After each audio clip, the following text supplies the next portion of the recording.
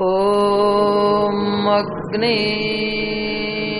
व्रतपते व्रतं चरिष्यामि तच्छकेयं तन्मे राध्यताम्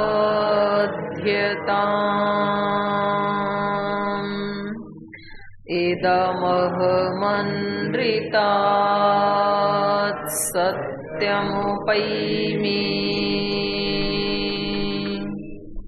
ॐ सहनाववतु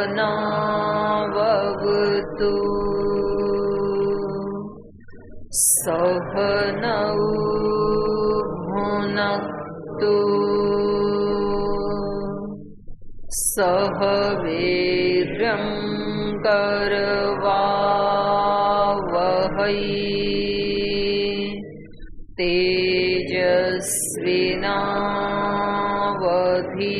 तेजस्विनावधीतमस्तु मा विद्विषावहै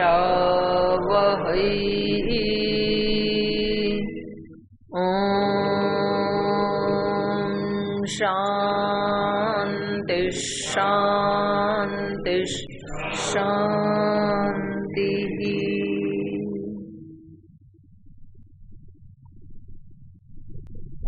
वाल्मीकि रामायण के किष्किंधा कांड का आज हम 20वां सर्ग पढ़ेंगे और 19 नंबर सर्ग में तो बाली की अंत्येष्टि का वर्णन किया गया। एक राजोचित सम्मान के साथ और वैसी ही सामग्री आदि के साथ उनका अंतिम संस्कार किया गया, जैसे जैसे श्री राम ने निर्देशित किया। तो वैसे वैसे ही सुग्रीव जी और अंगद जी आदि और बाकी भी जो किष्किंधा के जो वरिष्ठ वानर आदि थे, तो उन्होंने श्री राम के दिशा निर्देशन में उनका अंतिम संस्कार किया। बाली का ये पढ़ा हमने 19 सर्ग में। देखो, बाली वैसे तो उसने जो भी त्रुटियां की हों, लेकिन इस विषय में तो बड़ा सौभाग्यशाली है। श्री राम जिसका अंत्येष्टि संस्कार कर रहे हैं, तो ये तो एक बड़ी अपने आप में सौभाग्य की बात है। कुछ उसके गुण भी बहुत हैं, दिखाई हैं, कुछ दोष भी हैं। ये तो ऐसा ही है मनुष्य का जीवन, तो कुछ गुण होते हैं, कुछ दोष होते हैं। लेकिन कहते हैं कि भगवान का नाम प्रीति पूर्वक ले तो भी या द्वेष पूर्वक ले तो भी उसका भी लाभ ही होता है। कम से कम उसकी स्मृति तो बनी रहती है, हमेशा ध्यान भगवान की तरफ तो बना ही रहता है, द्वेष के कारण भी। तो आगे जैसे रावण का है, या तो इधर हम देखते हैं कंस का, तो उनका चित्त हमेशा वहीं लगा रहता है। तो चलो कम से कम द्वेष के कारण ही सही, पर ध्यान तो भगवान की तरफ रहता है ना। और ऐसे दिखावे के लिए नहीं रहता, अंदर से ही रहता है, तो उसका भी फल मिलता है। फिर भगवान उनको सदा के लिए मुक्त कर देते हैं। तो पीछे से पूछना है कुछ, पीछे के पाठ से जी।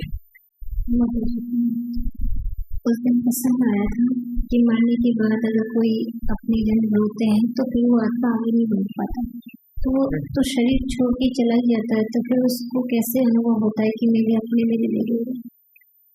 ऐसी तो बहुत सारी घटनाएं हैं पुनर्जन्म की। उन्होंने बताया कि जब आप लोग रो रहे थे तो मेरे को बहुत बुरा लग रहा था।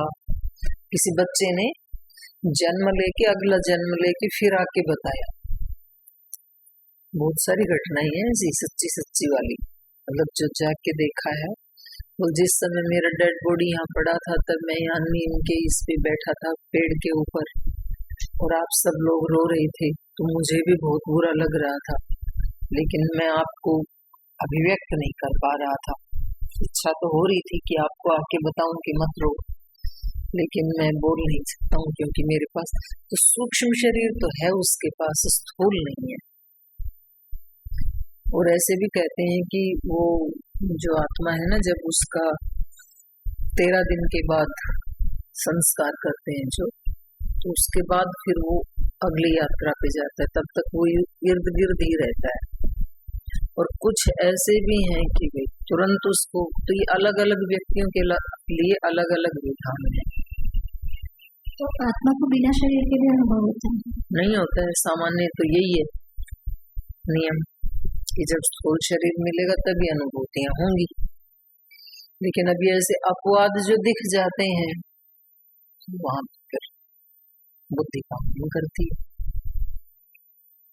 यहाँ जो अभी बताए जा रहे हैं, लेकिन ये तो निश्चित रूप है कि भाई वो एक यात्रा पे जा रहा है ना, तो हम रोते हैं तो भले ही वो अभिव्यक्त नहीं कर रहा है, लेकिन उसके पास भावनाएं तो पहुंचती हैं, आत्मा के पास मैसेज तो पहुंचते हैं हमारे। अभी जो आपने बताया कि उनका वो बहुत सौभाग्यशाली थे जो राम जी ने उनका संस्कार किया, तो फिर इसमें भी पता चलता है कि मेरा किसने संस्कार किया। मरने के बाद तो क्या ही अंतर पड़ता है, कोई राम जी करे या रावण करे, अपने को तो पता लगता है। देखो कितना सौभाग्यशाली आत्मा है, उसका संस्कार, अंतिम संस्कार श्री राम ने किया। ऐसे डाल दें तो बुरा लगेगा, कौवे चील आदि के खाने के लिए डाल दें तो उसका पुण्य फिर उस आत्मा को मिल जाता है अगर अच्छे व्यक्ति करे। कौन बताएगा भाई इनके उत्तर? इधर कौन है? उस दिन जैसे बता रहे थे, हाँ जी स्वामी आर्षदेव जी बताओ कुछ। प्रणाम मुझे शास्त्रों के अनुसार और कर्म के विधान के अनुसार तो कर्म के अनुसार ही फल मिलते हैं, ये तो स्पष्ट सही लगता है। बाकी जो ये विषय होते हैं कि राजा का संस्कार कैसे करना चाहिए, इसमें ऐसा प्रतीत होता है कि भगवान श्री रामचंद्र जी बता रहे हो जैसे वे राजा है, ठीक है, उन्होंने गलत काम किया, उनका दंड उन्हें मिल चुका है और अब उनका शरीर मृत शरीर है, तो उस मृत शरीर के साथ में सम्मान उसका संस्कार करें, विधि पूर्वक संस्कार करें, ऐसा भी एक समाज को संदेश दिया जा रहा है कि अब जिस व्यक्ति से नहीं, इनका प्रश्न अलग है तो ठीक है, वो आपका कर्तव्य था, समाज का कर्तव्य है, राम का कर्तव्य है। ये कह रहे हैं उसको कुछ सुख मिलेगा कि उसको क्या ही पता लगेगा कि मेरा किसने किया संस्कार, अच्छा किया या बुरा किया, कितना घी डाला। तो एक तो ये पक्ष हो गया। दूसरी बात है कि जिस शरीर से आत्मा चला गया है तो वो आत्मा यदि देख रहा है, ऐसा जैसे आपने बताया, और ऐसे प्रसंग है ही, उन्हें विश्वविद्यालय में भी एक तो ऐसे टीचर रहे हैं जो बताते थे कि मृत्यु के बाद उन्होंने स्वयं को भी विजुअलाइज किया कि मैं ऐसे पड़ा हूँ, मेरा लोग उठा रहे रो रहे, तो उसमें ये संभावनाएं पूरी हो सकती हैं कि यदि कोई अच्छे व्यक्ति उनके कार्य में उनके अंतिम संस्कार आदि कर रहे हैं तो एक आत्मसंतोष वाला भाव आ सकता है कि जैसे हम कोई कार्य करें, हमें कोई बड़े समझाएं, आपस में कोई भाई समझाए, आप समझाएं, परम श्रद्धेय श्री गुरुदेव समझाएं, तो वो बहुत संतोष मिलता है और वो समस्या बिना कहे भी समाधान कभी कभी ऐसा हो जाता है। तो ऐसा भी ये भाव तो ही, उसको जिस कर्म से उसको दंड मिला है, उसको ये आत्मा को भी पता है कि मैंने गलत कर्म किया है, मुझे दंड मिल गया है। ये प्रसंग रावण के विषय में भी आया है, उसको पता था कि अब मैं गलत कर्म कर रहा हूँ, लेकिन अहंकार के कारण मैं पीछे नहीं हो सकता, तो ये तो उसको भी भान हो गया था। लेकिन फिर ये संतोष भी हो गया था उसको कि चलो सामने जो सत्ता है वो एक परम सत्ता है और उनके हाथ से यदि मृत्यु मिलेगी तो मुझे मेरा हित ही होगा। तो ये भाव जान करके, चूंकि कर्म के अनुसार तो उसको जो भी दंड मिलना तय ही है, लेकिन फिर भी एक आत्मसंतोष हो गया कि इधर उधर मरने से अच्छा फिर गति हो ही रही है तो क्यों ना चलो अच्छे भगवान आपके हाथ से ही हो जाए। ये एक संतोष का भाव को ये कहना है स्वामी जी का। रावण को भी लग ही रहा था कि अब पीछे कदम हटाएगा तो भी तेरे लोग मारेंगे कि भाई अगर सीता को छोड़ना ही था तो इतने लोगों को क्यों मरवाया, और यदि आगे कदम बढ़ाऊंगा तो मृत्यु तो निश्चित है, पीछे भी और आगे भी, तो इससे बढ़िया है कि श्री राम के ही हाथों मरे। और इन्होंने ये भी बताया और ये देखने में भी आता है। खैर ये तो अब देखो ठीक तो जो या तो जो तत्ववेता महापुरुष है वो जानते हैं या तो, लेकिन उन्होंने भी ऐसे बताया अब जैसे ऐसे लोगों को जिनको आगे पीछे का सब पता है, तो भाई हमने तो अपने जैसे पूज्य लक्ष्मण गुरु जी को देखा है, तो उन्होंने जो अपने गुरु जी का बताया, वो माता जी के बारे में बताया जैसे, तो वो एक अलग बात है। वो तो मृत संजीवनी विद्या के कारण वो भी अपवाद होते हैं, नहीं तो वो सारा सृष्टि का क्रम ही बदल जाए, फिर सबको ऐसे जिलाने लगे तो सबको भी नहीं जिला सकते हैं। तो उसका आत्मा का क्या ऐसे पाप पुण्य संस्कार रहे होंगे या जो भी हो, तो वो अपवाद रूप में ही होता है, लेकिन आत्मा को पता तो चलता है। ऐसे भी प्रसंग देखे हमने, मतलब ये बिल्कुल प्रामाणिक व्यक्तियों की कही हुई बात कह रही हूं मैं, ऐसे गपोड़े मारने वालों की नहीं, कि कोई व्यक्ति चला गया यहाँ से और उसका जितना यथोचित होना चाहिए था वो किया नहीं, तो उसने आके फिर परेशान किया, बोले मेरा इतना सब लेके बैठ गए और इतना भी नहीं कर सकते थे क्या। और फिर उन्होंने जैसे जैसे बताया भाई इतना इतना इतना करो, तो फिर उनको संतोष मिला, फिर वो चले गए, फिर तन नहीं किया। तो ये संसार जो है ना, ये बहुत ही रहस्यों से भरा हुआ है। जैसे हमने जितना ये समझा ना कि भाई इस शरीर को छोड़ के चला गया, अब उसका इस शरीर से या इस खानदान से, इन लोगों से कोई लेना देना नहीं है, ऐसा आता है ना, मैं तो समझ में गया, वो तो खत्म नहीं होता है। लेकिन क्योंकि जो पुनर्जन्म के जितने भी चांस हैं उसमें 99% वो व्यक्ति उसी सर्कल में वापस आता है। 5-10 किलोमीटर के एरिया में, संबंधों में 10-15 किलोमीटर के एरिया में, इसका मतलब उसकी आसक्ति रहती है। और कभी कभी ऐसी भी घटनाएं, ऐसे एक प्रभु आश्रित जी महाराज गायत्री के बड़े उपासक थे, आर्य समाज के ही संत हैं, तो उन्होंने ऐसी कई घटनाएं बताई। आपस में जैसे दो व्यापारियों का लेन देन में झगड़ा हो गया और उसने एक व्यापारी के साथ छल कपट करके उसका सारा धन ले लिया और उसको मार दिया, और किसी को भी पता नहीं लगा, क्योंकि बहुत अच्छे दोस्त थे दोनों, किसी को नहीं पता चला। और फिर कुछ दिन के बाद ही इसके घर में एक संतान पैदा हुई, और वो संतान के रूप में उसका दोस्त ही था। वो इतना सुंदर, इतना हंसमुख, इससे अत्यंत प्रीति करने वाला, तो जो बचपन के 7-8-10 वर्ष थे, खूब सुख दिया उसने इस व्यक्ति को, और 10 साल के बाद वो बीमार पड़ गया। फिर अगले 10 साल तक बीमार पड़ा रहा, बेड से उठा नहीं। और क्योंकि ये तो बड़ा सेठ बन गया था, बहुत अच्छे अच्छे वैद्यों को, डॉक्टरों को हॉस्पिटल्स में दिखाया, और इसका 10 वर्ष हो गए, बहुत सारा पैसा जब खर्च हो चुका, तो एक दिन वो जो पुत्र है वो लेटे लेटे अपने पिता की तरफ देख के मुस्कुराने लगा। तो बोले बेटा आज क्या बात हो गई, बड़े रहस्यात्मक ढंग से मुस्कुरा रहे हो। तो बोले पहचाना मेरे को, तो क्या बात कर रहे हो आप, आपको नहीं पहचानूंगा, आप मेरे पुत्र हो, तो ये कौन सी नई बात। बोले नहीं ठीक से पहचानो मेरे को। तो कुछ हो गया आपको, ठीक तो हो। उसको लगा कि इसका दिमाग घूम गया, तो उसने कहा कि मैं वही हूँ, जितना आपने मेरा धन लिया था वो आज पूरा हो गया, और अब मैं यहाँ से जाने वाला हूँ। अगले दिन उसकी मृत्यु हो गई। तो ये संसार का ना सीधा सीधा हम एक तरफ निर्णय कर नहीं सकते, बहुत सारे रहस्य हैं जो हमें समझ में नहीं आते हैं। ठीक है भाई, जितना गुरुजनों से सुनते हैं, पुस्तकों में पढ़ते हैं और संत महात्माओं से सुनते हैं, उतनी हम चर्चा कर लेते हैं। बाकी ठीक ठीक तो अब जो गुरुजन बताते हैं कि भाई जितना विस्तार इस स्थूल जगत का है, उससे कई गुना ज्यादा सूक्ष्म जगत का है। जैसे एक बार वहां गए थे अंडमान निकोबार, तो उस समुद्र में वो करवाते हैं ना स्कूबा डाइविंग, वो 40-50 किलोमीटर तक ले जाते हैं नीचे, ऑक्सीजन पान के कंधे पे वो दिखाते हैं। समुद्र की जो एक सृष्टि है नीचे के ऊपर, तो हमें लगता है पानी पानी है, बस पानी पानी नहीं है।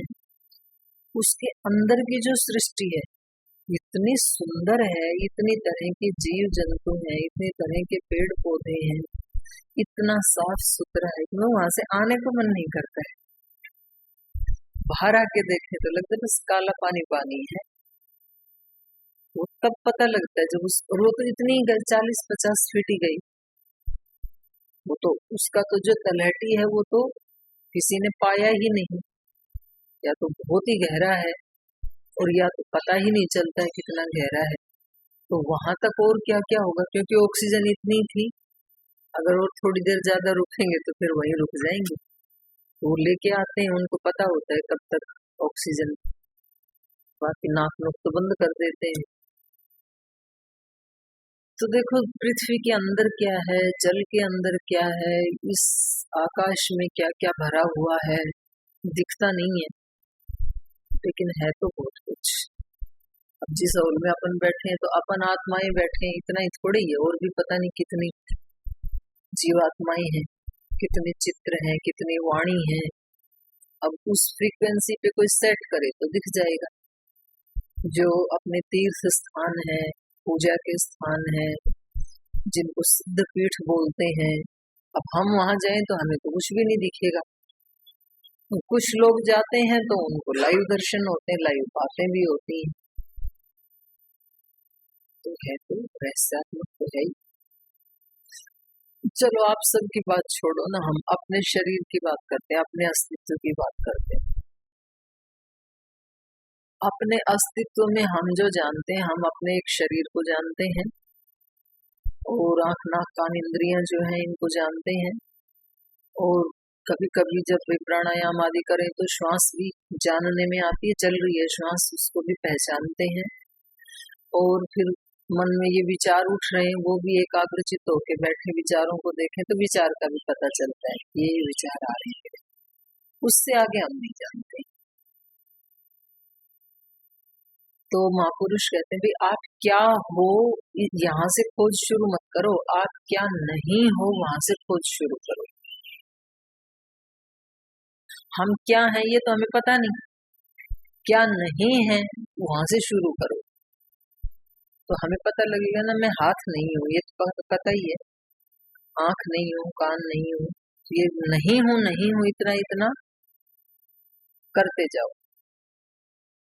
तो फिर नहीं हूँ ऐसे नेति नेति जिसको कहा ना वेदों में, वहां से आगे फिर हूँ क्या, ये भी तो प्रश्न आएगा ना। जितनी चीजें जानते हैं, प्राण भी नहीं हूँ, विचार भी नहीं हूँ, क्योंकि इनको तो मैं देख रहा हूँ, खुली आंख से भी देख रहा हूँ और आंख बंद करने के बाद भी देख रहा हूँ। ध्यान आदि जब करते हैं तो देखते ही है ना।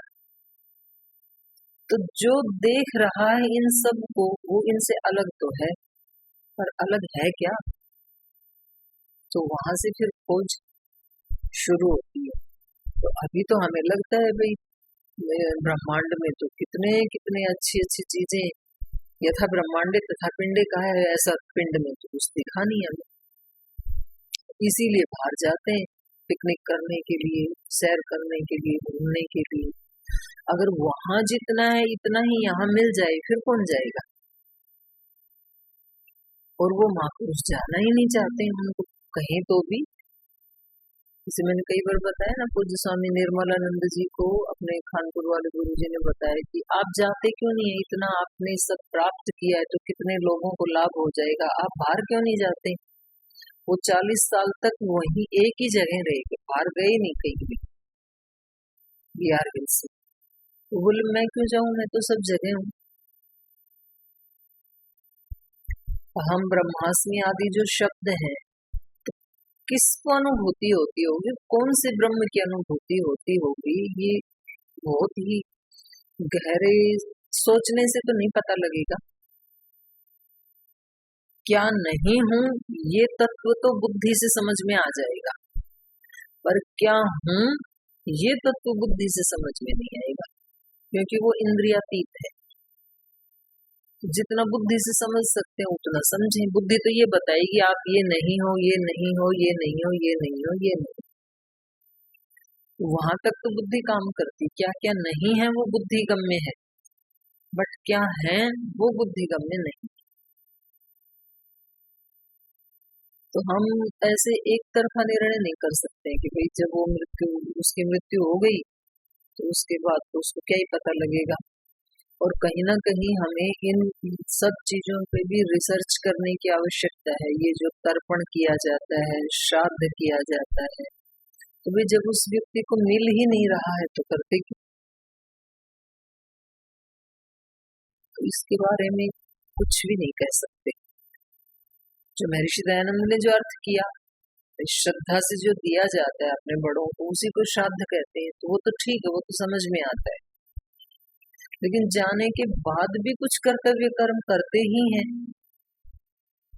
और इतने युगों युगों से लोग करते ही आ रहे हैं, तो जरूर उसके पीछे कोई तो विज्ञान रहा होगा। आज भले ही वो एक परिपाटी बन गई, पर उसके पीछे कुछ तो छिपा होगा जरूर। हम जैसे किसी को मैसेज भेजते हैं और उसका मोबाइल स्विच ऑफ है या तो नेटवर्क नहीं है वहां पे, तो मैसेज वहां पहुंचेगा कि नहीं पहुंचेगा? अब भले ही स्विच ऑफ है पर मैसेज तो पीछा कर रहा है उसका। जब भी कभी उसने स्विच ऑन किया वो मैसेज उसके सामने आएगा। तो हम जिस आत्मा के लिए जैसी भी भावना कर रहे हैं, जैसे यहाँ जितनी आत्माएं हैं जिनके लिए हम जैसी भावना करते हैं वैसा उधर से रिस्पॉन्स मिलना शुरू हो जाता है। अच्छी भावना करते हैं तो अच्छा रिस्पॉन्स मिलना शुरू हो जाता है, गलत भावना रखते हैं तो गलत मिलना शुरू हो जाता है। तो वो तो दिखता भी नहीं है किसी को, हमने बोला भी नहीं, केवल भावना की थी हमने तो, लेकिन वहां तक पहुंचा ना। तो इसका मतलब सूक्ष्म जगत अपना काम करता है।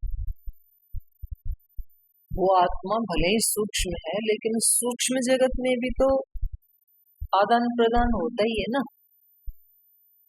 तो जो हम उस मृत आत्मा के लिए अंदर से भावना कर रहे हैं, तो वो निश्चित रूप से उस तक पहुंचती ही होगी। मैं अपना व्यू बता रही हूँ, देखो मैं सत्य नहीं जानती हूँ, लेकिन मुझे ऐसे लगता है कि हम जब यहाँ इस जगत में जिस आत्मा के लिए जो भावना करते हैं, तो आत्मा का आत्मा के साथ संवाद, एक तो शरीरों का शरीरों के साथ संवाद, वाणी का वाणी के साथ संवाद, ये तो दिख ही रहा है। कुछ भी नहीं बोलते हैं कुछ लोग, और फिर भी एक संवाद तो होता ही है। तो मन का मन के साथ संवाद या आत्मा का आत्मा के साथ संवाद, और वो व्यक्ति क्या भावना कर रहे हैं अपने अंदर, वैसा वैसा दूसरे पे प्रभाव भी पड़ता है। और क्वांटम फिजिक्स ने तो ये बिल्कुल सिद्ध भी कर दिया, साइंस ने तो वहां तक तो, क्या आप यहाँ क्या सोच रहे हो वो वहां जाके कोसों दूर बैठे हुए व्यक्ति को वो मिल जाएगा। शरीर तो अभी दूर ही है आप लोगों के, शरीर तो कोई काम नहीं कर रहा है यहाँ पे, यहाँ पर तो सूक्ष्म जगत ही काम कर रहा है। तो जो महापुरुष है वो बताते हैं कि जैसे गुरु जी भी बताते हैं हमें बार बार कि जो हमारा स्थूल अस्तित्व है ये तो 0.1 है हमारे अस्तित्व का, 99.99 तो सूक्ष्म ही है। तो इसका मतलब बहुत ज्यादा है ना, वो तो अदृश्य जो सूक्ष्म है वो तो, स्थूल तो इतना कम है। ये होता ही होता। इधर से क्या कह रहे थे भद्रदेव जी, आप कुछ बता रहे थे? ठीक है, प्रणाम। जैसे दीदी ने पूछा कि बाली का संस्कार अंत्येष्टि संस्कार राम जी करे रावण जी, क्या फर्क पड़ने वाला, आपने उसमें सविस्तार बहुत अच्छे से बताया। मेरे को समझ में बात आई, छोटी सी वो मैं कहूँगा, क्योंकि सनातन संस्कृति में जो 16 संस्कार है ये उत्तरोत्तर उत्थान की एक प्रक्रिया है कि व्यक्ति के जीवन में उत्तरोत्तर उत्थान हो। एक संस्कार करते हैं, दूसरे संस्कार करते हैं, ताकि उसके जीवन में क्रमिक विकास हो, क्रमिक उत्थान हो। तो हम ये संस्कार या ये जो परंपराएं हैं जितने सुयोग्य व्यक्ति के साहित्य में करें ना वो 15 संस्कारों को तो वो मान ही रही है, उनका प्रभाव पड़ता है, क्योंकि 15 संस्कार तक तो व्यक्ति खुद है ना उपस्थित, तो उसका तो प्रभाव होगा ही। बात 16वें संस्कार की है। जी, अंत्येष्टि संस्कार में किसी भी भूत आत्मा के अग्रिम उसका जो क्रम है वो कैसा हो उसमें भी योगदान देता है, मैं जो समझ पाता हूँ। तो वो संस्कार जितने सुयोग्य व्यक्ति के सानिध्य में वो उतने फलदायी होंगे आगे, क्योंकि वो अंत्येष्टि संस्कार या इसीलिए करते हैं कि जो आत्मा है इसकी आगे की गति भी, क्योंकि संस्कारों का योगदान जरूर होता है उसमें, तो वो जितने सुयोग्य और एक संपन्न व्यक्ति के सानिध्य में करे उतना वो फलदायी होगा। इसीलिए कोई रावण करे तो मेरे को नहीं लगता कि उतना फलदायी होगा, क्योंकि रावण का खुद का व्यक्तिगत जीवन भी जो है उतना उत्कृष्ट नहीं है, तो वो दूसरे में क्या वैल्यू ऐड कर सकता है, वो वही व्यक्ति कर सकता है जिसके अंदर स्वयं उन चीजों का। नहीं, इनका ये प्रश्न ही नहीं था, इनका प्रश्न बस इतना ही था कि जो अंत्येष्टि संस्कार है, 15 संस्कार किए तब तक तो आत्मा तो है ही, जो 16वां संस्कार है तो वो व्यक्ति चला गया, तो अब जो संस्कार कर रहे हैं उसका अनुभूति उस जाने वाले को होती है या नहीं होती, ये था प्रश्न इनका। और जो इन्होंने ये भी बताया कि भाई जो चला गया प्रेत आत्मा, तो उसके लिए जब शोक करते हैं तो उस आत्मा को भी कष्ट होता है, और जब उसके लिए हम स्वस्ति वाचन आदि करते हैं तो वो आराम से अपनी अगली यात्रा पे चला जाता है। तो इनका ये था प्रश्न कि भाई ये केवल समझाने के लिए है, क्योंकि यहाँ भी तो लाभ होगा ना ऐसा करने से, ज्यादा रोते हैं, बिलखते हैं, चिल्लाते हैं तो उसको तो वापस आना नहीं है, पर यहाँ का जो माहौल है वो सारा स्ट्रेस से भर जाता है, तनाव से भर जाता है, और उस स्ट्रेस का प्रभाव शरीर पे भी पड़ता है, रोगी भी हो जाएंगे संबंधी जो हैं या जो भी वहां आएंगे शामिल होने के लिए। तो अच्छी बात यह है कि इस तरह की धारणा बनाएं कि भाई जाने वाले के लिए प्रार्थना करो, यज्ञ करो, भजन करो, पूजन करो, उनके लिए दुआएं करो। तो ऐसा जब हम दूसरे के लिए दुआएं करेंगे तो अच्छा सोचना पड़ेगा ना, खुद को भी शांत होना पड़ेगा। तो कम से कम यहाँ रहने वाले जो व्यक्ति हैं उनके स्वास्थ्य खराब नहीं होंगे, ये भी हो सकता है इनका जो प्रश्न है। और भाई उस जाने वाले के लिए दुआ कर रहे हैं तो उसको मिले या ना मिले, और हमें तो एक अच्छा संस्कार मिल रहा है ना कि भाई हम दूसरे के लिए अच्छा सोच सकते हैं, अच्छा बोल सकते हैं, यहाँ तो फायदा हो ही रहा है। और दूसरी बात जो आपने कही कि रावण तो बड़ा दुष्ट आत्मा है, अच्छा व्यक्ति नहीं है, तो उसमें मैं ये कहूंगी कि हमारे से 1000 गुना अच्छा व्यक्ति है रावण। वो राम की दृष्टि से ठीक है, वो 19 है, श्री राम 20 है, लेकिन वो सामान्य व्यक्ति से तो 1000 गुना ज्यादा अच्छा है। जैसे गीता में एक शब्द आता है ना, योग भ्रष्ट, तो वो संसार के जो महापुरुष जिन्होंने योग के परम लक्ष्य को प्राप्त कर लिया, उनकी दृष्टि से तो 1 नंबर नीचे है, लेकिन हम सामान्य मनुष्यों की दृष्टि से तो योग भ्रष्ट आत्मा बहुत ऊंची आत्मा। आप इसकी व्याख्या कभी उनका पढ़ना, स्वामी राम सुखदास जी महाराज जी की गीता संजीवनी, बड़ा विस्तार से लिखा, बहुत सुंदर लिखा है। तो जो आदमी राम को टक्कर दे रहा है, राम के सामने खड़ा है, कितना उसके अंदर ज्ञान चाहिए, बल चाहिए।